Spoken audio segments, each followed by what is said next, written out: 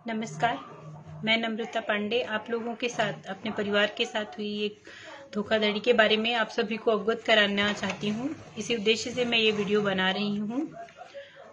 मेरे father in law, मेरे ससुर की तबीयत अचानक खराब हो गई, तो 24 तारीख को हम मिलिट्री हॉस्पिटल में उन्हें लेकर के गए, जहाँ पर उन्हें लंग इन्फेक्शन डायग्नोस हुआ। मिलिट्री हॉस्पिटल इसलिए क्योंकि मेरे देवर आर्मी में हैं। और वहाँ पर लंग इन्फेक्शन डायग्नोस होने के बाद में हम उन्हें गेटवेल हॉस्पिटल उनको भेज दिया गया, क्योंकि वो कोरोना संदिग्ध थे।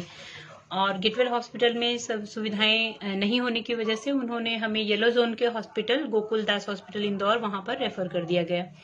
हम वहाँ पे 24 तारीख को शाम 5 बजे तक पापा को वहाँ पर हमने एडमिशन ले लिया पापा का, वहाँ पे एडमिट करा दिया उनको। और उसके बाद उनका ट्रीटमेंट 24 को तो कुछ ट्रीटमेंट उन्होंने स्टार्ट नहीं किया, क्योंकि वो मान के चल रहे थे कि कोविड-19 के संदिग्ध हैं। 25 तारीख को जब मेरी देवरानी ने शिकायत की स्टाफ मेंबर्स को कि आप लोग कुछ ट्रीटमेंट स्टार्ट नहीं कर रहे हैं, तो उनको इंजेक्शन या दवाएं स्टार्ट कर दिया। उन्होंने ट्रीटमेंट शुरू कर दिया और काफ़ी अच्छा भी रहा ट्रीटमेंट। उन्हें 2 से 3 दिन में आराम हो गया। हमने जब उन्हें रिलीफ होने लगा तो हमने डिस्चार्ज के लिए बात की स्टाफ से, तो वहाँ के जो सीनियर डॉक्टर थे उन्होंने मना कर दिया कि जब तक कोविड का सैंपल की रिपोर्ट नहीं आ जाती है तब तक हम डिस्चार्ज नहीं दे सकते हैं।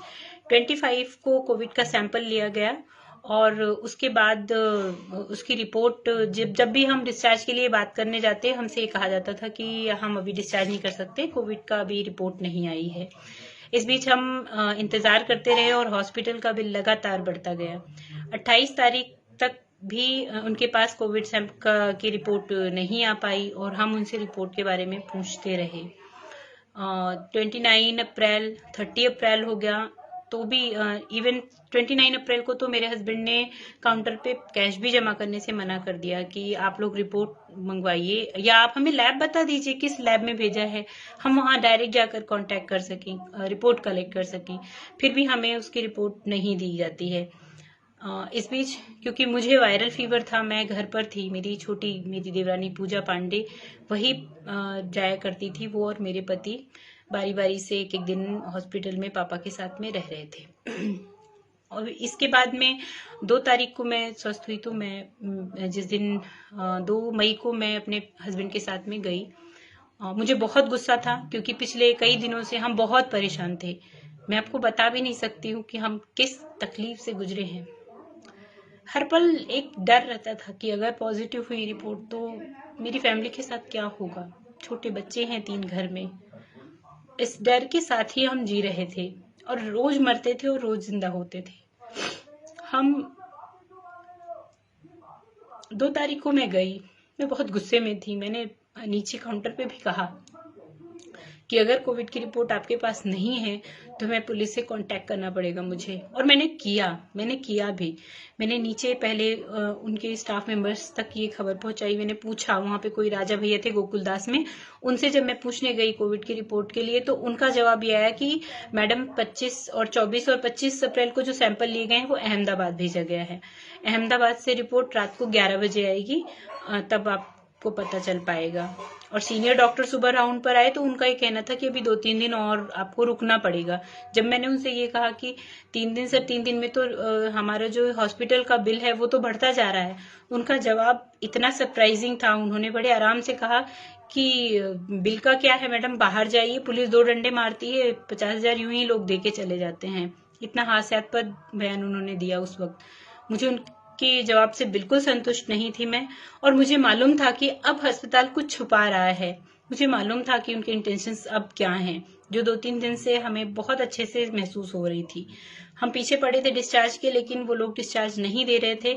हर बार कोविड की रिपोर्ट ना आने का बहाना बनाया जा रहा था। सुबह जब मैं 2 मई को मैं नीचे 2-3 जगह उनके जितने भी स्टाफ मेंबर्स थे उनको मैं बोलकर आई कि मैं पुलिस के पास जा रही हूँ और मैं अपनी रिपोर्ट वहां से निकलवाऊंगी। आप यकीन नहीं करेंगे, मैंने ऐसा बोला है और मुझे पुलिस से पहले ही रिपोर्ट, मेरा ब्रदर जो है उसने किसी तरह संपर्क करके पुलिस से एक लिस्ट निकलवाई, और उस लिस्ट को देखकर हम सब शॉक्ड थे, क्योंकि वो लिस्ट में साफ क्लियरली मेंशन था। अगर आप कहें तो वो लिस्ट भी मैं आपको शेयर कर सकती हूँ कि 26 तारीख को ही रिपोर्ट रिलीज हो चुकी थी एमजीएम से। 26 तारीख को आई हुई रिपोर्ट को 2 मई तक छुपाया जा रहा है। मेरे हाथ में बाहर से रिपोर्ट आने के बाद में जब उनको लग गया कि अब ये पुलिस तक जाएंगे, तो आनन फानन में मेरे पास उनके स्टाफ के नर्स आते हैं। वो बोलती हैं कि आपके फादर की रिपोर्ट आ गई है, वो नेगेटिव है और हम डिस्चार्ज पेपर तैयार कर रहे हैं, आप आइए। मैं नीचे काउंटर पर गई, मैंने उनसे सवाल जवाब किया, तो वहां पर कोई भी जिम्मेदार व्यक्ति सवाल जवाब, मेरी बातों का जवाब देने के लिए वहां पर कोई अवेलेबल नहीं था। उन्होंने 76,600 का बिल बनाया था, जो कि पूरा बिल उन्होंने मुझसे पे करवाया। उन्होंने बोला आपको जो करना है आप कानूनी कार्रवाई कर सकते हैं, लेकिन अभी आपको पूरा बिल अगर आपने पे नहीं किया तो हम पेशेंट को डिस्चार्ज नहीं करेंगे।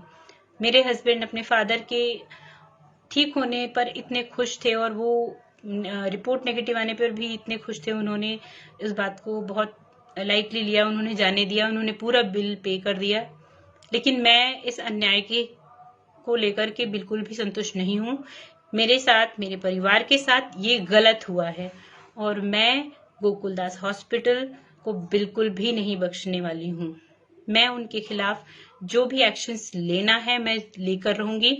मैं उनके खिलाफ FIR भी करूंगी और मैं एक आम इंसान हूँ, मेरे पास कोई जैक सपोर्ट नहीं है, लेकिन मैं जानती हूँ मुझे क्या करना है, क्योंकि इंदौर की पुलिस मेरे साथ है। उन्होंने मेरा बहुत साथ दिया। तहे दिल से मैं उन सबका धन्यवाद करती हूँ जिन्होंने मेरे फादर की रिपोर्ट निकाल करके दी। इन्हीं शब्दों के साथ थैंक यू सो मच।